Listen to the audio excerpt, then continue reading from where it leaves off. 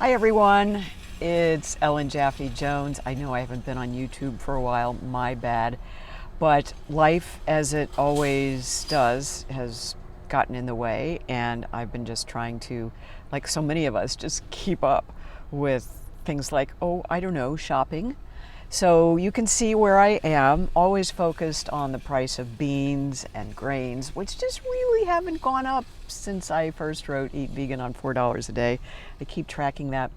I kind of joke that my recovery snack of choice has been Cliff Bars, and I'm a recovering Cliff Bar addict because, I used to be able to like just down a case of those things, and not real good for, you know, just because it's vegan doesn't mean that it is healthy. So I have just been trying to keep that in mind as I go about dealing with the many different issues that we have. And I know that everybody is, well, a lot of people, I won't say everybody, but a lot of people are hurting. And especially with the prices of many different kinds of foods going up, it is, I'm trying to put on my thinking hat about, well, how can I help people with this?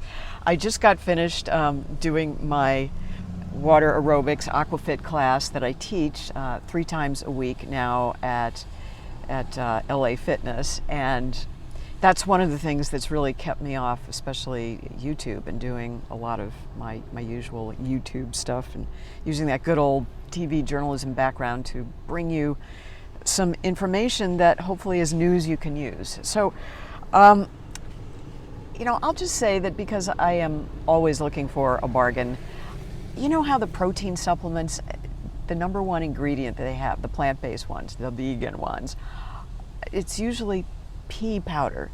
So, as so many of the astute vegan doctors say, why don't you just go right to the source and eat the peas? So here I bring you an organic can of peas. It was like 80 cents compared to a Cliff Bar that's, I don't know what they even are now these days, more than $1 for sure, maybe even 2.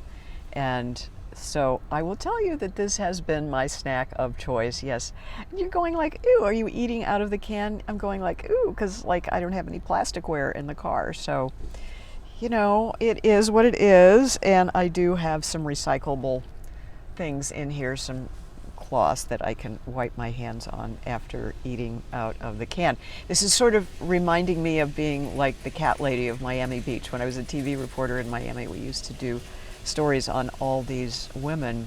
It wasn't just one woman, but a group of women who would eat the cat food that they were giving their cats because that was the cheapest form of, so they thought, protein back in those days. And I was just a reporter, general assignment reporter, had not explored the vegan universe just yet, but I would actually. Now I've come across my 42nd anniversary of being a vegan runner. So pea protein is in a lot of the protein supplements that athletes have been promoting and getting paid for to promote. And it's just like, let's just go, especially if you're on a budget, eat the peas. And this was actually a nickel cheaper than the conventional peas because they had to pay for adding salt to their can. These peas just went straight into the can without salt, and here they are. So they're even organic. So I think it was a little more to be organic, but a lot of times it isn't, and you just have to kind of check on what it is that you're buying. If it came locally, then it will be cheaper than if you had to pay, or the price of the product is incorporating the idea that it is being sent from California to Florida, for example. But peas do grow locally. This was, I don't think it says where it was actually from, other than it was just distributed by Walmart. So yes, it was eventually made its way down here from Arkansas. So I'm just looking at the back label here. Even though it does say organic peas and water, it says it is not a sodium-free food. So maybe they added just a little bit of sodium to keep it preserved. I'm looking on the label on the back to see if there is any sodium.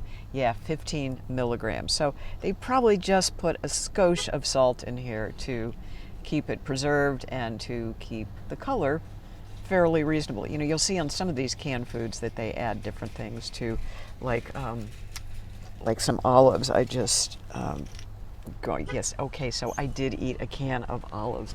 All right, is this really tacky or what? So I try and get organic olives, but sometimes I just have a craving. I think it's for olives, but who knows? It could be just a craving for salt as well. And the sodium in here is nasty, 135 milligrams per serving. So what is a serving for olives? And there are 11 servings in here.